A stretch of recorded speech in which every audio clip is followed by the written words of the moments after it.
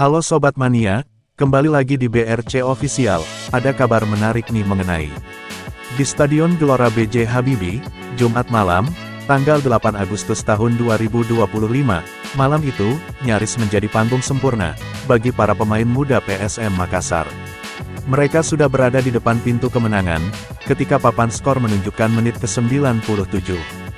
Skor 1-0, gol cepat Victor Detan di awal laga, membuat tribune bergemuruh. Namun semua itu, buyar dalam sekejap.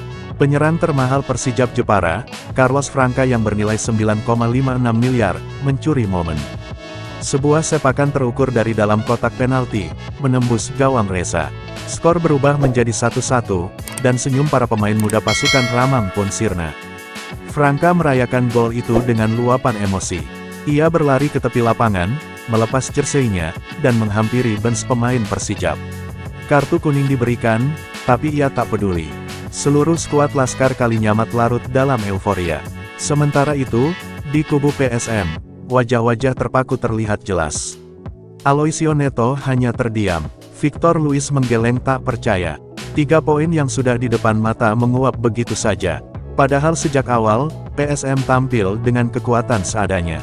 Akibat sanksi FIFA, Bernardo Tavares hanya bisa menurunkan 2 pemain asing, Aloisio Neto dan Victor Luis.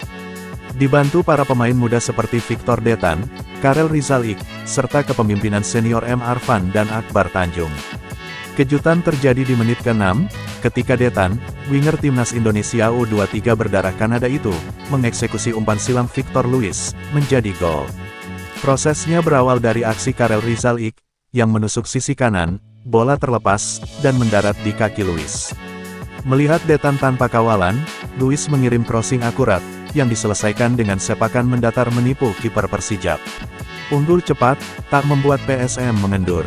Mereka terus menekan, meski lawan menurunkan 7 pemain asing, dengan nilai total 35,1 miliar.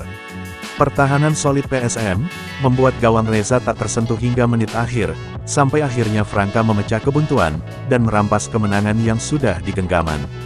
Nah itu dia sobat untuk update kabar hari ini. Bagaimana pendapat kalian sobat? Tulis pendapat kalian ya sobat, dan jangan lupa like, komen dan subscribe.